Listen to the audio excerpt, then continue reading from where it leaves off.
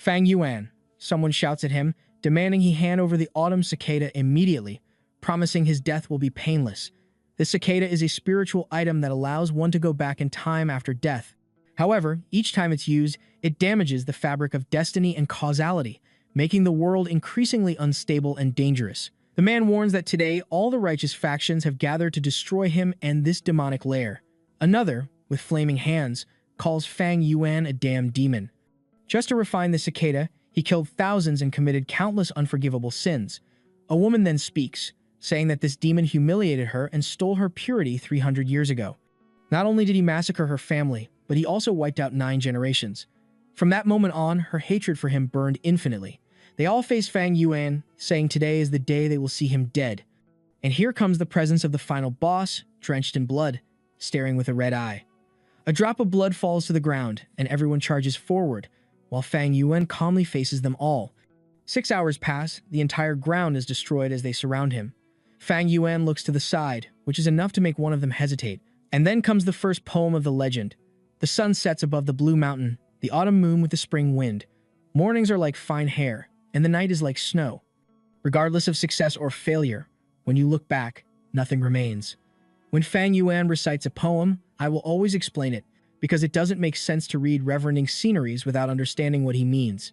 The sun setting on the blue mountain signifies that no matter how much you shine, time will eventually extinguish you. The autumn moon with the spring wind. Autumn signifies death and spring, rebirth. So when he says, the autumn moon with the spring wind, it means that destruction and rebirth happen simultaneously. Both must exist. It's impossible for something to be born if nothing was ever destroyed. The morning is like fine hair, meaning something fragile, something fleeting, and the night like snow, something cold and burying everything. So, good things are fleeting, and it's inevitable that everything will eventually be buried. Fang Yuan is saying that nothing will remain. Morality is useless, since in the end, everyone dies, and because of that, only those willing to endure cycles of pain can survive.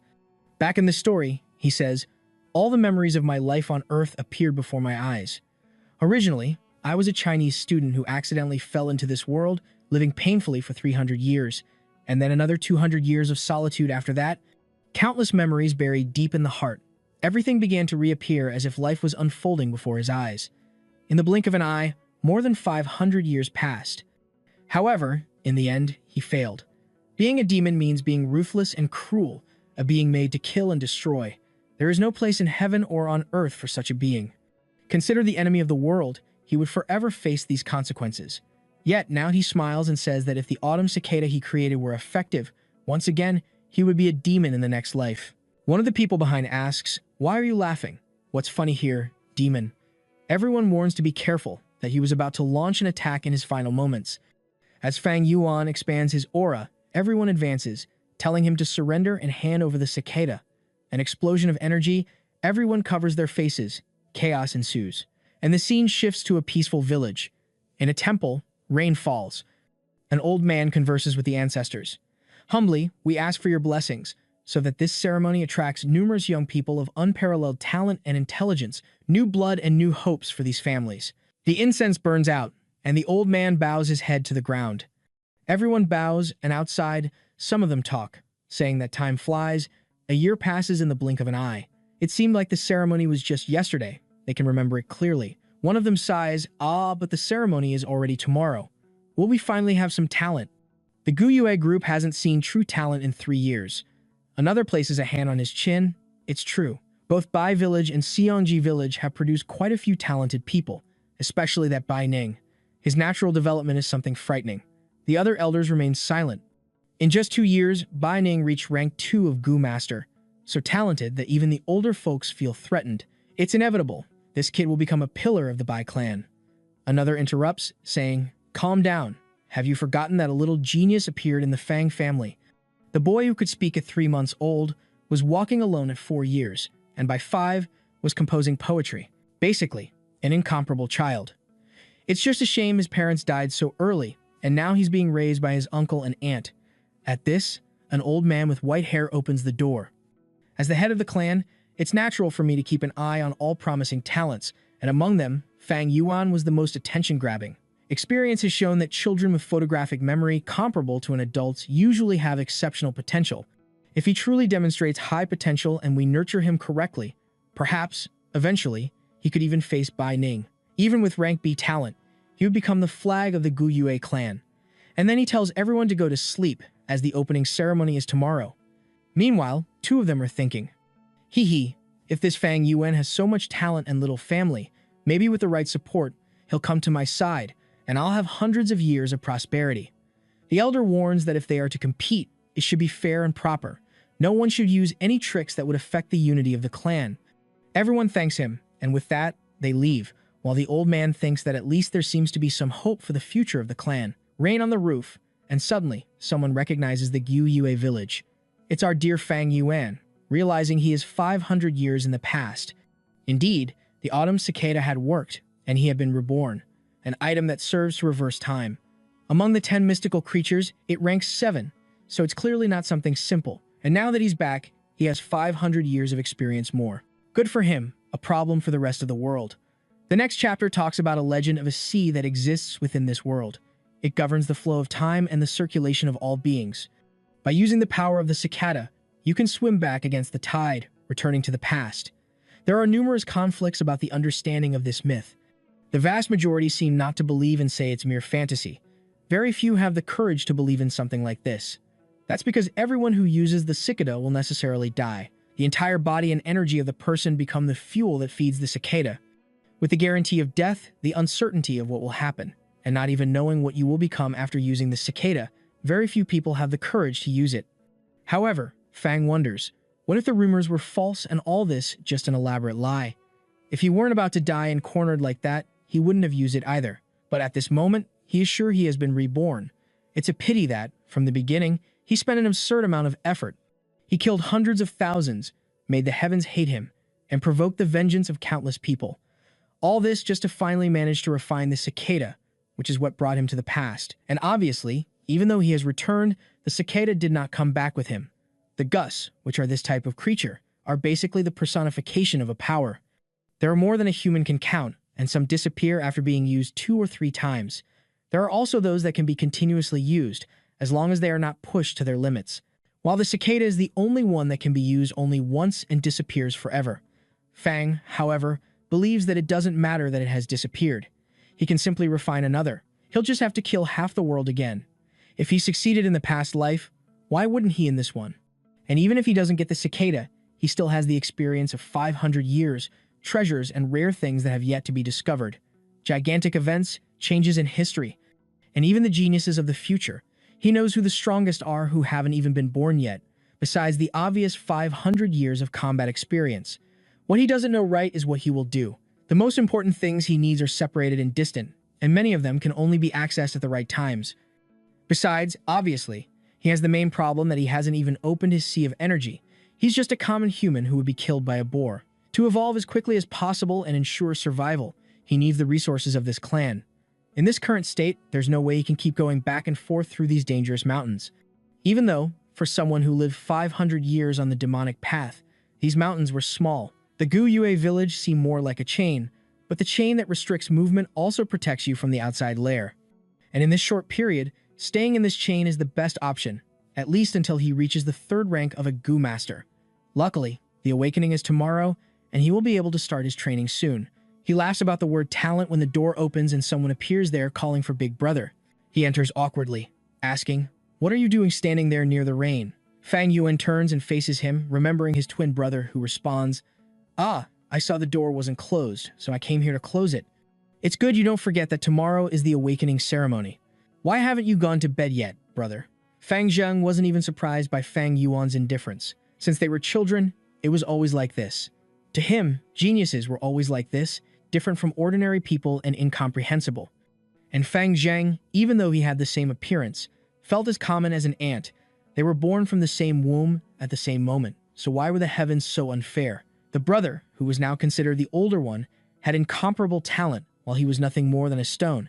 Around, many even commented that it was unbelievable he was Fang Yuan's brother, and Zheng began to feel anger, even looking in the mirror. Fang's talent was like a stone on his heart. The stronger his brother became, the more silent he became. At this, Fang Yuan laughs. Both their parents died on a clan mission when he was 3 years old. The uncle and aunt accepted to take care of them, but in truth, they only did it to keep the inheritance the parents left. Initially, Fang Yuan's plan was to hide his abilities and buy time. However, their lives turned into chaos so quickly that he was forced to use what he knew from planet Earth to survive. The clan began to support him, and with that, the uncles became more cautious. However, the excess attention made it better for him to maintain a cold and distant appearance. Since this happened when they were very young, his brother doesn't even remember how they were treated by the uncles before he showed talent, and even believes the uncles are good people. Because of this, he began to resent Fang Yuan. And the moment Zhang discovered he had rank A talent, he began to suppress our demon, who already knows he will awaken as a simple rank C talent. It was funny to him how fate had these cruel jokes. He, who is considered the older brother and also a genius for over a decade, will awaken a rank C talent, while the younger boy, whom everyone underestimated, will be blessed with rank A talent. The moment this happens, the way each is treated will be completely reversed. Fang Zheng will be seen as a dragon ascending to the heavens, and Fang Yuan as a phoenix falling to earth. It's obvious he hated all this, but it was 500 years ago. He has nothing to gain from resentment, and now, seeing from another perspective, he can even understand his brother. The brother who felt inadequate, the uncle and aunt who competed within the clan, and even the enemies he would face hundreds of years from now. The strong feed on the weak because the world is survival of the fittest. This is the only immutable rule. Everyone is driven by their ambitions and clings to any opportunity they find. In this world of war and bloodshed, there is nothing that cannot be understood. Wow, second life lesson. There is no right or wrong for Fang Yuan, only people doing their best to survive.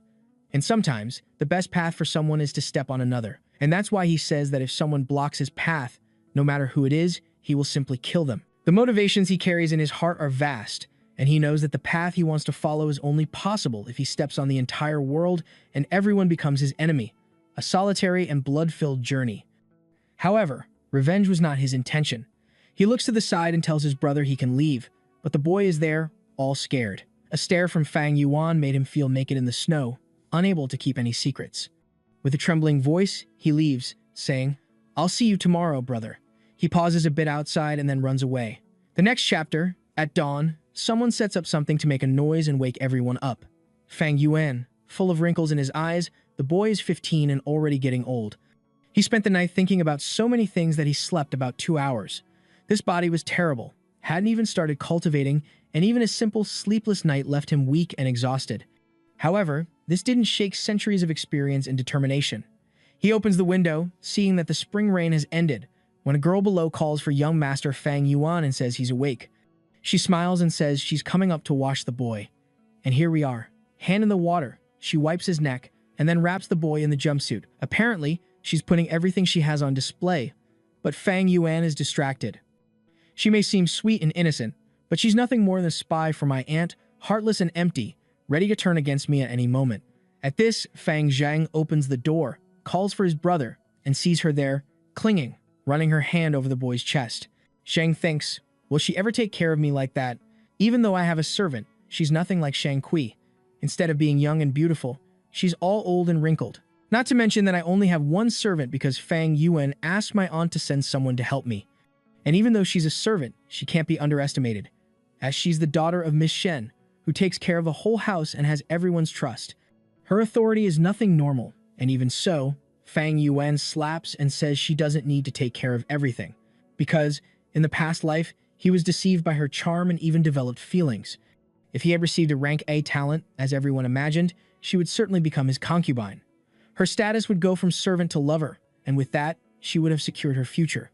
However, after the ceremony, she began to look at him completely differently. But this is something he no longer cares about. He then turns and tells her she can leave. Shang Kui makes an angry expression, then stares at him, and then, awkwardly, lowers her gaze and leaves. Fang Yuan turns to Zhang and asks if he's ready, who awkwardly says yes.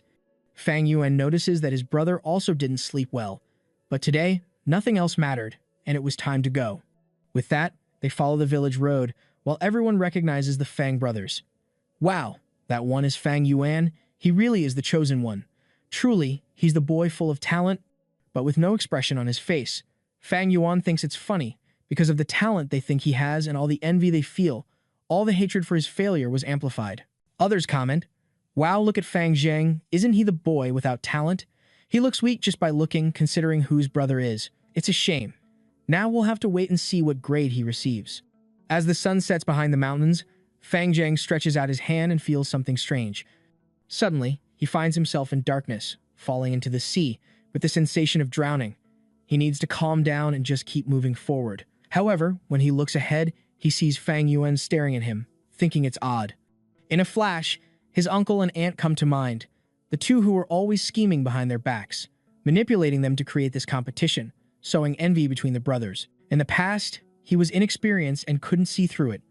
His brother was also naive and innocent, which allowed their uncle's plan to succeed. But now, he is a different person, someone with knowledge that could rival the immortals. The ceremony is approaching, so changing the situation will be difficult. Yet, perhaps with the knowledge he possesses and methods considered demonic, it's not impossible. He could even turn Shen Kui into a concubine. Fang Zhang could be completely suppressed. His uncle and aunt, or even all the clan elders, he can think of hundreds of ways to defeat each of them. However, he doesn't feel like doing it.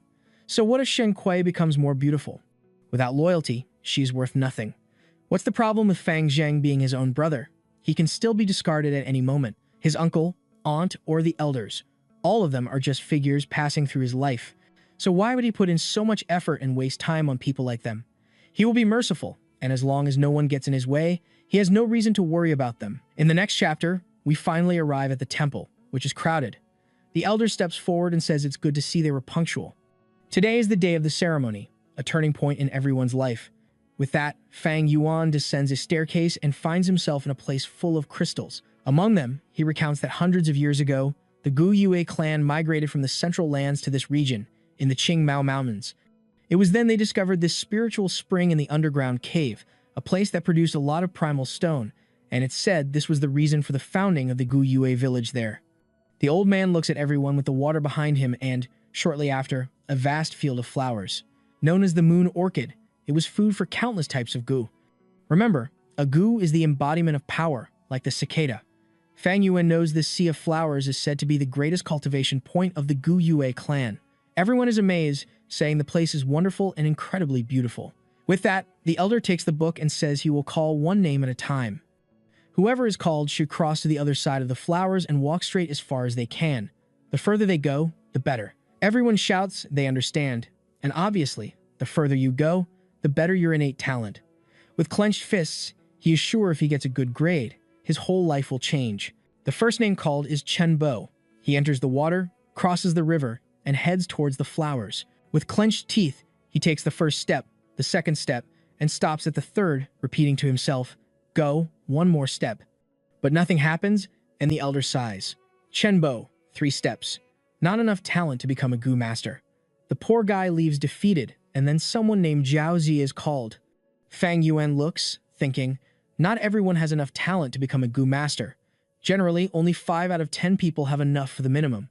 In the Gu Yue clan, it's a bit different and reaches up to 6 out of 10. This is because the great ancestor of the first generation was a legendary figure, and due to the way he cultivated, his entire bloodline carried strong genes. That's why the average in the Gu Yue clan is above normal. The old man looks at everyone and says, another failure. Next is someone named Mo Bei. He crosses the lake, starts walking, taking 10, 20, 30, 36 steps in total. People are surprised, and the elder praises him, saying Mo Bei has a rank B talent. He tells the boy to come closer because he wants to see the primordial sea he possesses, which is basically the power reserve. Then he places his hand on his shoulder and praises him, saying he has a sea of 6 by 6 in size. This means he can be trained vigorously. This shows that a person can have talent from D to A, disregarding those with no talent at all. A rank D, if trained from youth, can become a rank 1 Ju master, enough to be the foundation of their family. A rank C talent, after 2 years, becomes a rank 2 master and can be one of the clan's pillars. Someone with rank B is something the entire clan takes care of because eventually they can become one of the elders. With 6 to 7 years of training, they could even reach rank 3. And then comes rank A. Just the existence of someone at this rank is considered a blessing for the clan, someone who should be cared for in the best way possible, and in about 10 years, they would become a rank 4 Gu master. From that moment on, they would be eligible for the position of clan master. Back at the meeting, the elder praises him and says that as long as he continues to train hard, he can eventually become one of the elders, so it's good to give his best. In the background, One of the masters chuckles, saying, "What do you think of my grandson, huh? He's not bad at all, mister." Qi Lian.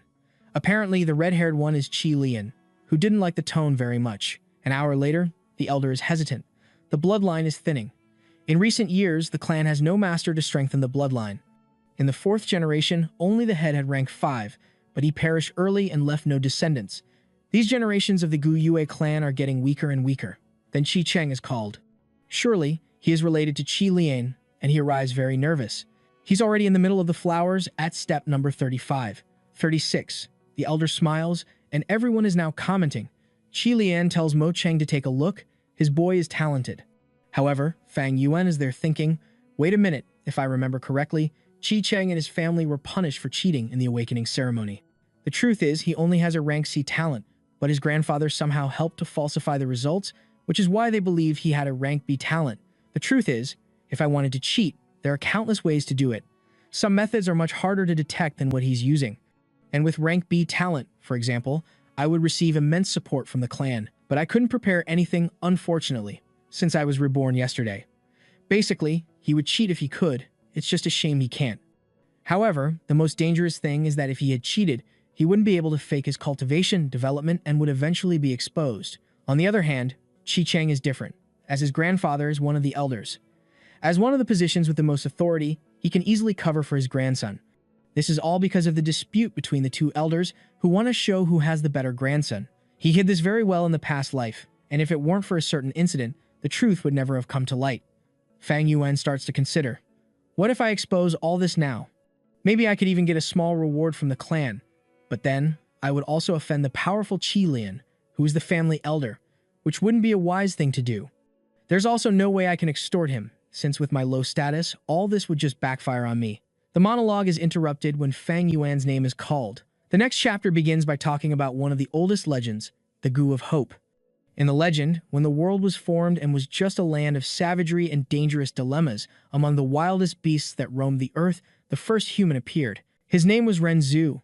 Everyone around him was interested in devouring him. Ren Zhu, however, didn't have a body as hard as a rock, nor sharp teeth or claws of a wild beast. So how could he fight against all these dilemmas? The food source was unstable, and he had to hide every day. The first human was at the bottom of the food chain and could barely survive. It was at this moment that a Gu came to him and said, "If you give up your life, we will help you overcome these difficulties." With that, Ren Zhu gave up his youth for the 3 greatest Gu. This Gu gave him strength, and with this strength, his life began to change. The food source became stable, and he could protect himself. He fought bravely and mercilessly, defeating countless problems, but soon he realized that strength wasn't everything. When he faced a group of problems, strength wasn't everything. Ren Zhu reflected on the defeat bitterly, and unable to find an answer, he gave the middle years of his life to the most beautiful Gu of all, and this second Gu gave him wisdom. With this, Ren Zhu began to understand how to think and reflect. With this acquired wisdom, he was able to achieve many more goals that previously seemed impossible. With this, not only did he kill countless problems, but he also consumed them and even drank their blood. He survived with tenacity, but good things don't last forever, and eventually, Ren Zhu aged. As his problems grew with his age, the Gu asked, "Human, what do you want? You have nothing left to offer us."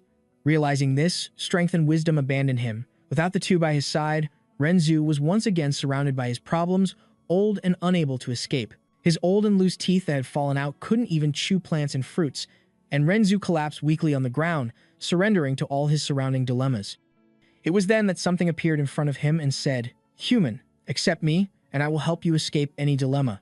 Ren Zhu replied to the Gu that he had nothing left to offer.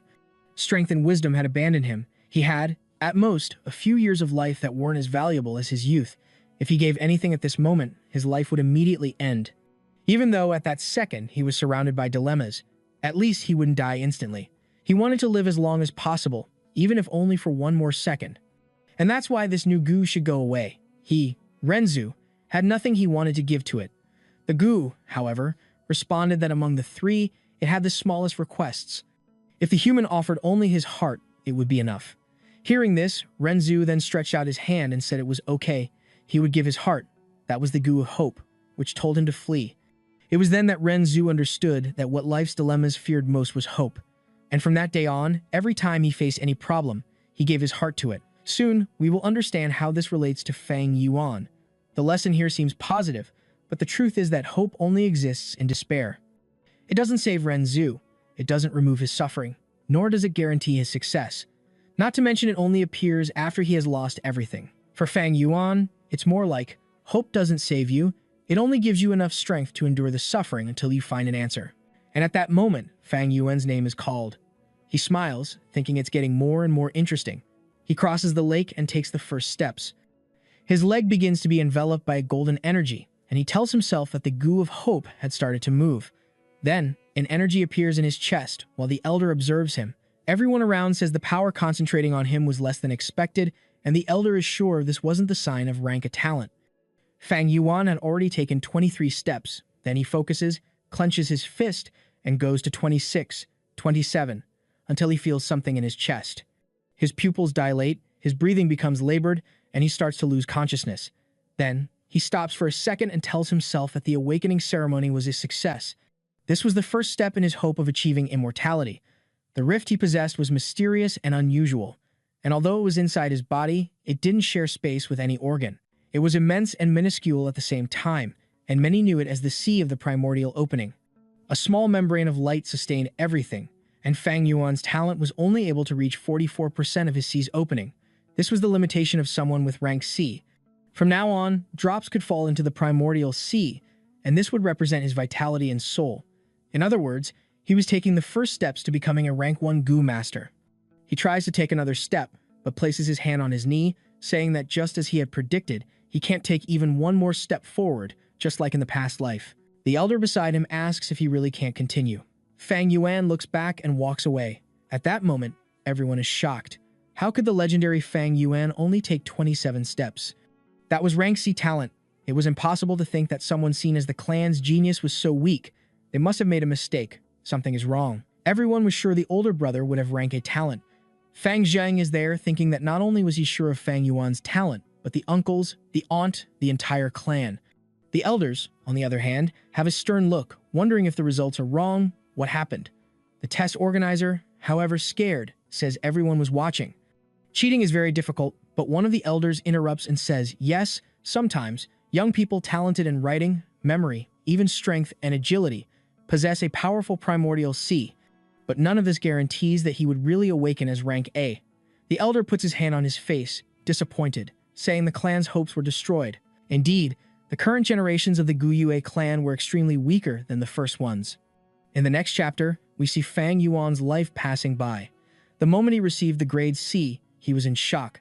The poor guy fell into the water, scared, while everyone stared at him. Even he couldn't believe it, but now in the present, he was calm. Staring at his hand, he says that when problems arise, the only thing you can do is give your heart to hope. If others feel disappointed, then let them continue to feel that way. What else can they do? What do other people's expectations and disappointments have to do with him? He follows his own path. Let others be as disappointed, disillusioned, and unhappy as they want. The elder sighs once more and calls for Fang Zheng, who gets nervous and stumbles, hitting his foot on the other, falls into the water, and everyone laughs. The elder already puts his hand on his face, saying for God's sake, these Fang brothers were nothing special. It was being a shame today for this family. The poor guy stares at himself in the water, scared, when suddenly someone comes beside him, lifts him up, and stares at him. Zheng is all trembling, not knowing what to say, coughing. Around, everyone laughs, saying the brothers are identical, even in their problems. The elder is there, waiting until Fang Yuan goes to Zheng's ear and says something. The path to the future will be interesting. Apparently, it's something positive, as Zheng blushes slightly. After looking at Fang Yuan for another second, he turns and heads towards the flowers. He never imagined his brother would be so calm. He closes his eyes and starts walking, thinking if it were him. Suddenly, he is awakened by someone shouting 43 steps. The old man smiles, saying it was rank, a talent. All the elders are now astonished. It had been 3 years since a talent of this level appeared in the Guyue clan. It was unbelievable. Qi Liang comments, finally, the Gu bloodline had received someone to resurrect its power. The Qi family already accepts adopting the boy Fang Zheng at this moment. However, the argument begins with another saying no way. The Qi family was weak, corrupt, and immoral. They didn't have what it took to guide someone with this kind of strength. It was better for the Mo family to raise him. Everyone is fighting over the boy when another old man says they are all unqualified. Only the current leader has the qualification to raise someone with rank and talent. The last of the elders observes, and with that, a week passes. On a sunny day, in a room, the man explains that the gu are an essence of heaven and earth. The world has hundreds of species, hundreds of gu. They live all around us, from the ground to the plants. A B-rank talent means someone can access up to 70% of their C, while an A-rank individual can utilize up to 90%. This type of person is almost guaranteed to become a cultivation master. Only they can reach rank 5, and anyone who goes beyond that becomes a legend. However, while the instructor is giving this lecture, someone is sleeping in the classroom. Another person whispers, "Wow, he's been sleeping in class all week." Rumor has it he's been wandering around the village at night in a strange way. Every day, he's outside with a wine jar, drinking. It's really sad to see someone who was once considered a genius end up with a C-rank talent. Watching Fang Yuan lying there, the old man thinks, "A week, and he's still like this. I must have been mistaken to think this boy was a genius. I've talked to him countless times, but it was all in vain. He's doing whatever he wants, sleeping in class and giving everyone a headache. Whatever, he's just a C-rank talent, and acting like this, the clan only loses by investing anything in this kid." He returns from class, talking about how the village was created by the only 2 rank 5 masters and ancestors. They established everything here. A long time later, the 4th clan leader appeared with incomparable talent, who also eventually reached rank 5.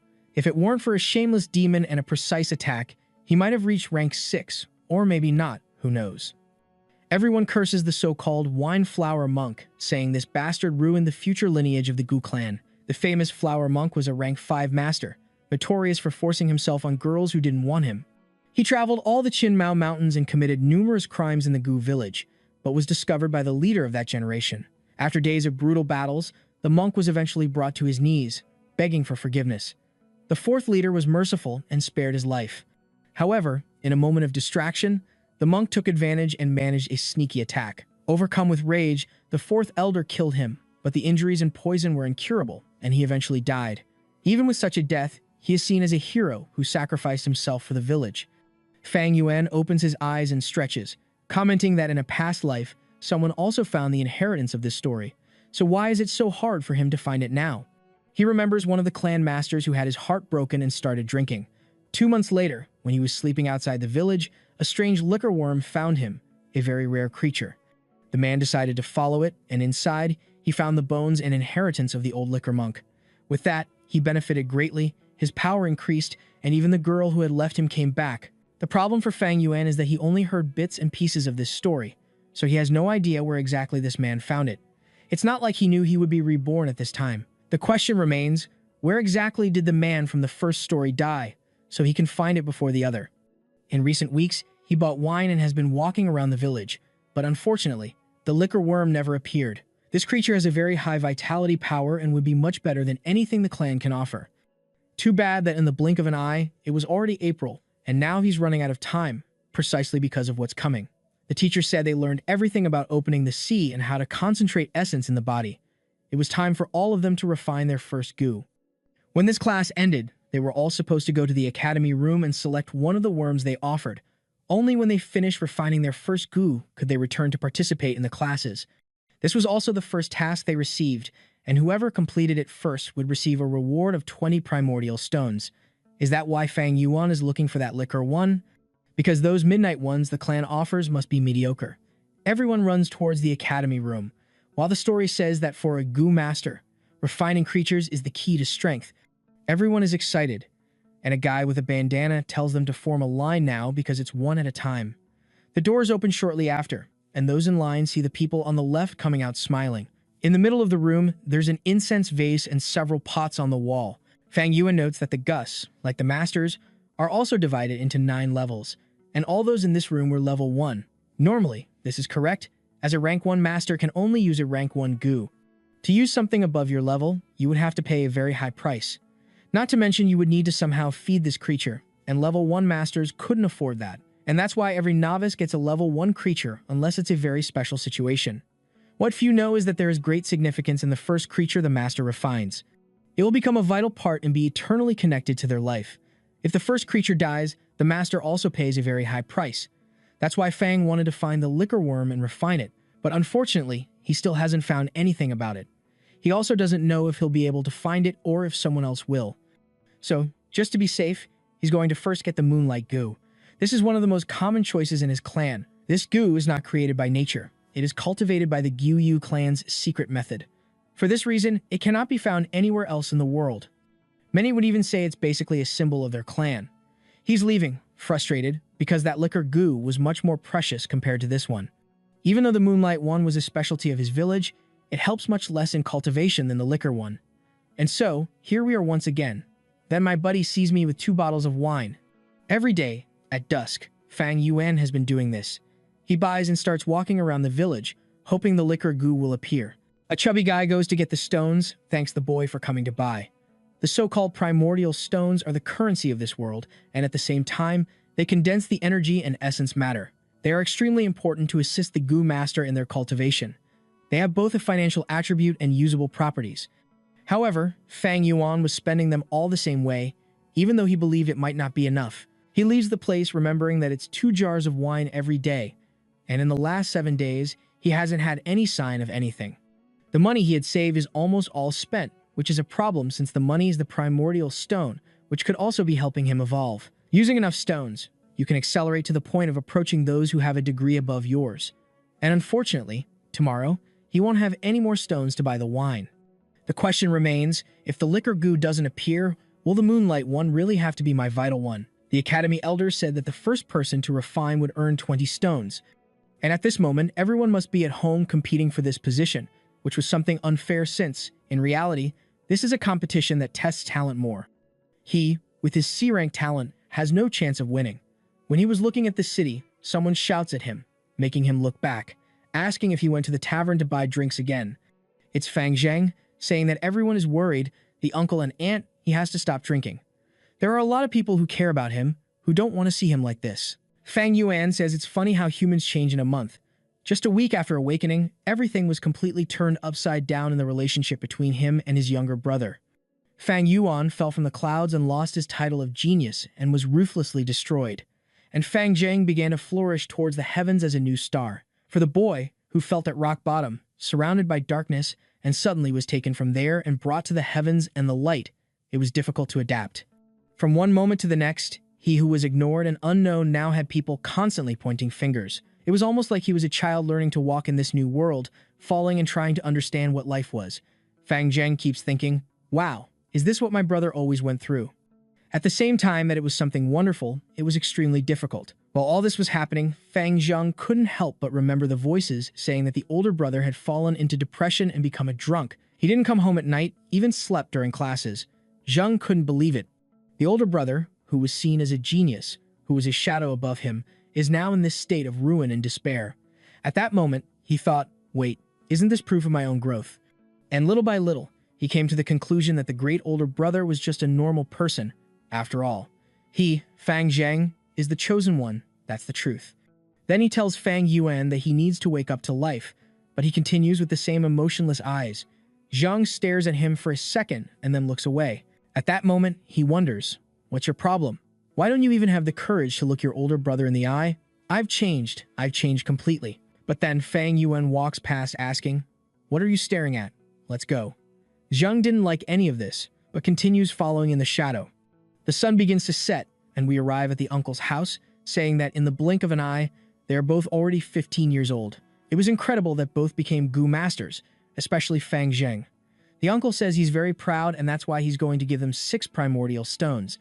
The servant hands them over while he says that to refine the goo, they will have to consume a lot of essence, so they will need these. Fang Yuan takes them without saying much, while Zheng thanks, all happy, saying he never imagined he would receive something like this.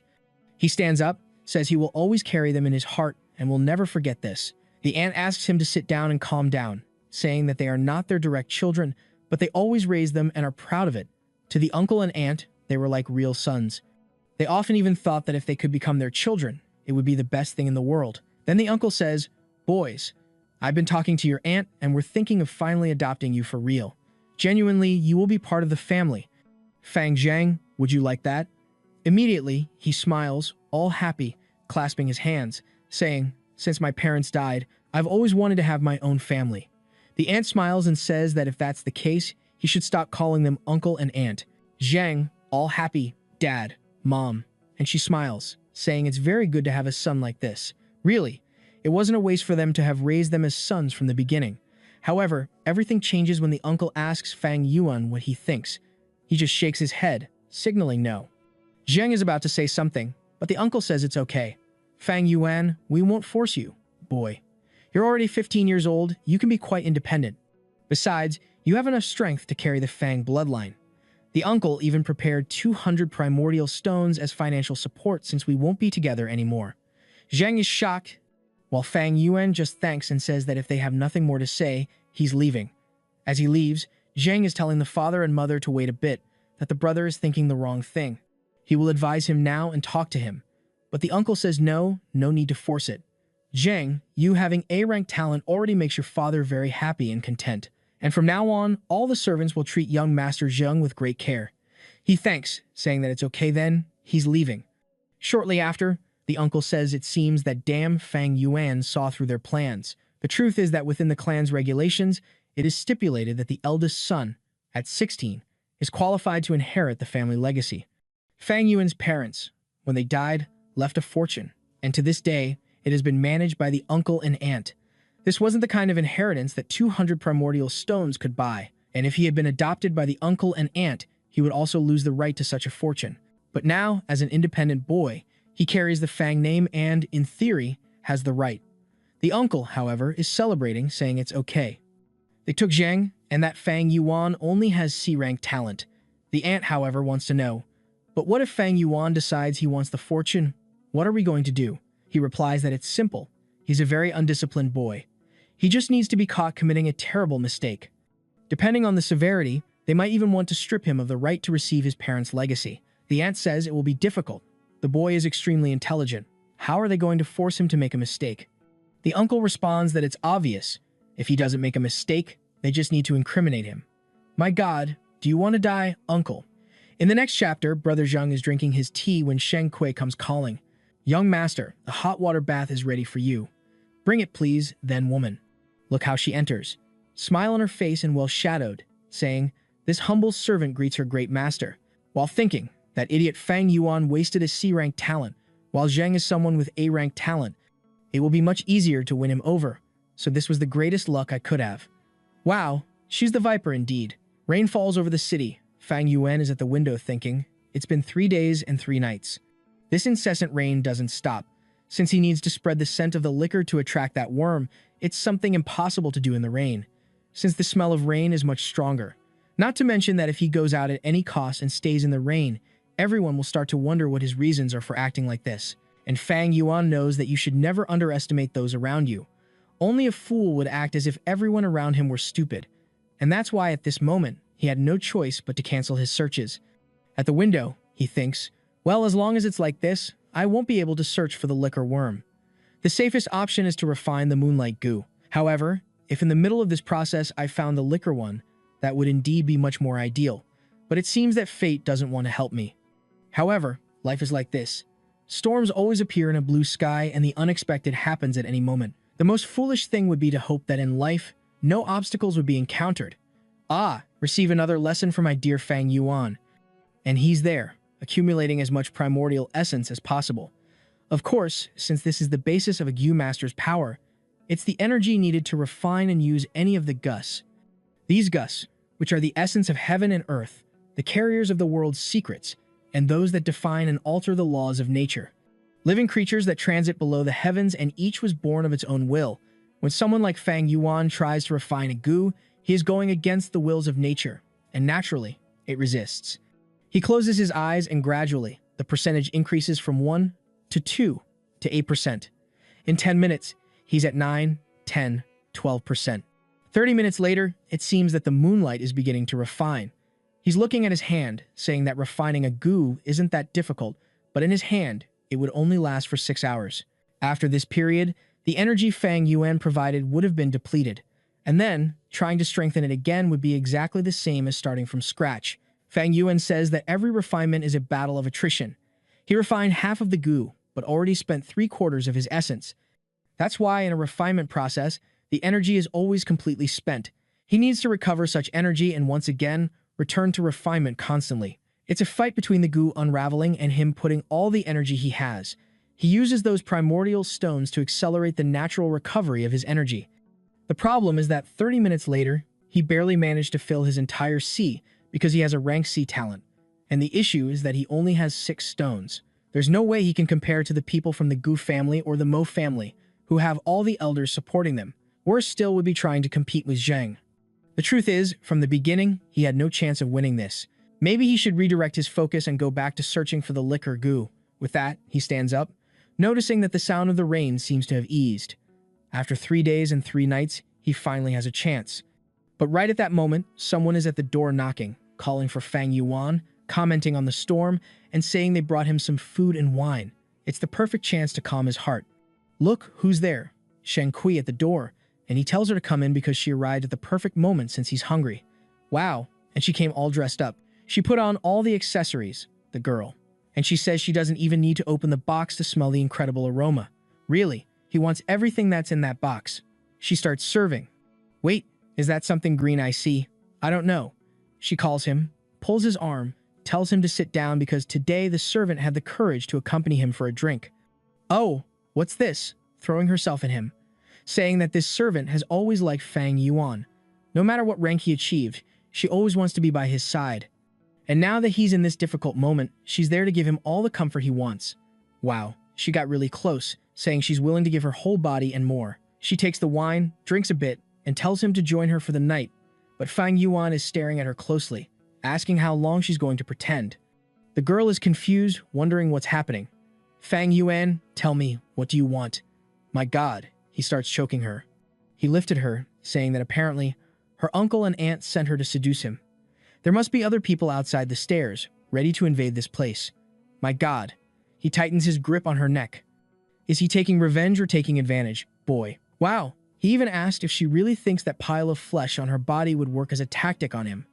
Wow. He threw her to the ground, grabbed her by the chin again, and asked if she really wants to die now. She's nervous, certain that Fang Yuan was going to kill her there. She was trapped in the demon's grip while he said that just because she had served him for so many years, she wouldn't die today. He knows her desire is to escape slavery, so she should find her younger brother, who is an idiot. Now she should disappear from there. Shen Kui stays outside, showing us an incredible view. And the scene shifts to Fang Yuan, saying that this was a wonderful trap, much more interesting than the past life. This kindness from the uncle and aunt he will remember deeply. Here's a saying, a wise person is one who foresees and avoids danger. When strength is insufficient, only fools put themselves at risk. That was the most basic saying, and we change scenes. As they are hunting our Fang Yuan, he went to find a hotel in the city to get away from this crazy uncle. He orders some jars of wine, something to eat, and we're in the courtyard outside. At this moment, he doesn't have enough stones to cultivate the moonlight goo and hasn't even had the luck to find the liquor goo. His hope is that when he finds the liquor goo, which is in a cave, he will also find more stones there. It would be the easiest way to solve all the problems. Otherwise, he will have to accept that his cultivation is one of the slowest and look for other opportunities. The problem is that it's been a week since he's been going every day in search of the creature, and it hasn't shown any signs yet. While he eats calmly, men start shouting, asking for another glass of wine. The guys are fighting, eating, when one of them asks for the best wine they have. The attendant warns that the best they have is quite expensive.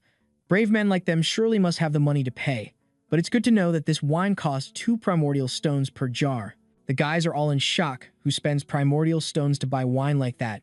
Clearly, the bastard must be trying to fool everyone. Then, one of them stands up and says, "This guy here is fooling everyone. Let's get out of this place."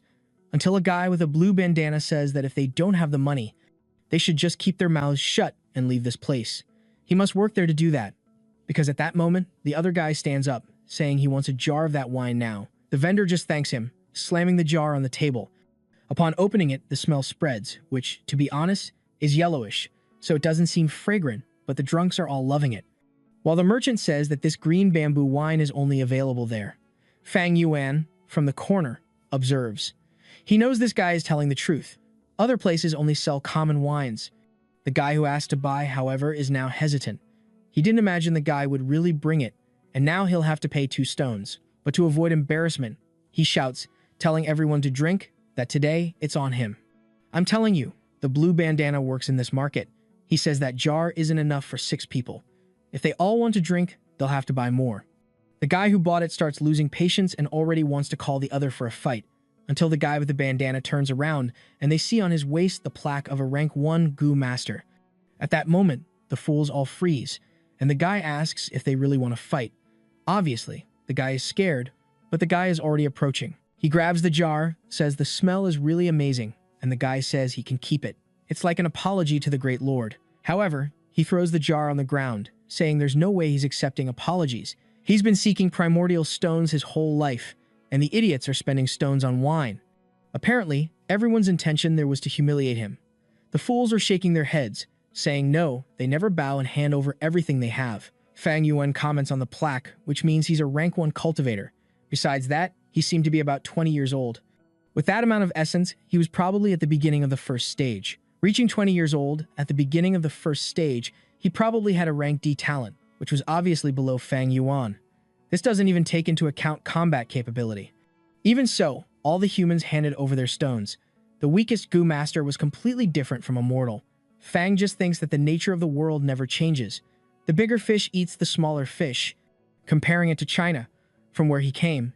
It's just that, in this world, things are easier to see. Then someone tells Jiang Ye that he's already taught the lesson. Enough playing with mortals. He was already leaving until he turned around and said he now wants to see someone have the courage to drink that green bamboo wine. The weaklings are scared. Obviously, they won't have any courage. But the smell continues to come from the jar. With that, he himself places the chopsticks on the table. Fang Yuan says he wants a jar of that wine now. Everyone is surprised, while the man with a furious expression looks back. Everyone stares at Fang Yuan, who is as calm as ever. Then he says, "Ah, it's my junior brother." Everyone watches as the protagonist stands up. The merchant brings the wine to Fang, and he leaves. I thought there would be some fight, but they don't want to fight with the Gu Master. The next scene talks about a genius who appeared 300 years ago in the Gu Yue clan. Immense talent and someone who cultivated to rank 5 at a young age. He was the embodiment of promise and responsibility. However, he was also the one who sacrificed himself to protect the villagers and died in a deadly battle. Even though it was in this same battle that he made the wine monk kneel and beg for forgiveness. But in the end, he died from a sneaky attack by the bastard. And this is one of the most well-known stories in the Gaiyu clan. It was in Fang's past life that, in a month from today, a certain person found the liquor worm. It was when the remains of the wine monk were found, along with the inheritance he had left. And so, he became one of the most well-known people in the village. Fang Yuan thinks that at first, he hadn't realized the most obvious thing of all. If he eventually finds all this guy's treasure, there's no reason for him to pass any information to the clan. He has no obligation to feel any kind of honor for being part of the Gu Yue clan. Everyone there carried greed in their hearts, so why would he hand over any kind of treasure to the clan's superiors? And now that he's spent almost all his money to buy this wine, it's time for the final bet. It was all or nothing that night. The rain that fell for 3 days was terrible while it lasted, but now the air was purer than ever. Besides, the previous searches weren't bad, as he managed to understand a bit better where the wine monk might have died. With all these factors aligning, he believes the greatest chance of success is that night. The liquid falls on the stone, and the aroma spreads through the forest. Fang Yuan takes a look to the side, goes to another stone, and pours a bit more, creating several points with the smell of wine. He continues walking through the bushes, pouring a little on each stone in the region, until it's time for the last drop to be poured. It falls on the flower, drips on the leaf, while Fang Yuan watches. The smell spreads, and now he's sure there's no way he can find the liquor worm. Only having 2 more primordial stones and needing to refine the moonlight goo, he doesn't have much else to do. He can't take any more risks. Sometimes life is like that, full of seductive goals that seem like you're about to reach them. But the closer you get, the more twists and turns appear, until eventually, it's out of your reach. That was the powerlessness of life, and, at the same time, the charm of being alive. He observes the moon, a cricket, and decides it's time to go back. However, on the way back, when the wind is blowing, he turns and sees a creature glowing in the middle of the bamboo. From the look, you can tell right away that it was the liquor worm.